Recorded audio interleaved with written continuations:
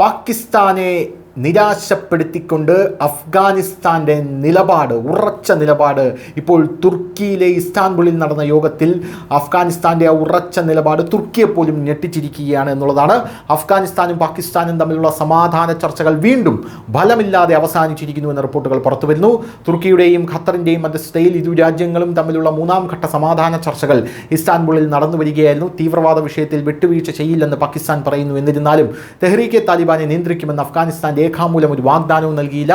തങ്ങളുടെ മണ്ണ് തീവ്രവാദത്തിന് ഉപയോഗിക്കാൻ അനുവദിക്കില്ല എന്ന് അഫ്ഗാനിസ്ഥാൻ ഇപ്പോഴും പറയുന്നുണ്ട്. തുർക്കിയോടും ഖത്തറിനോടും ഈ കാര്യത്തിൽ നന്ദി പാകിസ്ഥാൻ പറയുന്നുണ്ട്. ഇരു രാജ്യങ്ങളും തമ്മിലുള്ള ചർച്ചകൾ അവസാനിച്ചുവെന്നും നാലാം ഘട്ട ചർച്ചകൾക്ക് ഇപ്പോൾ പദ്ധതിയില്ലെന്നും പാകിസ്ഥാൻ പ്രതിരോധ മന്ത്രി ഖ്വാജ ആസിഫ് പറഞ്ഞു. വ്യാഴാഴ്ചയാണ് ഇരു രാജ്യങ്ങളും തമ്മിലുള്ള ചർച്ചകൾ നടന്നതെന്ന് ഞങ്ങൾ നിങ്ങളോട് പറയട്ടെ.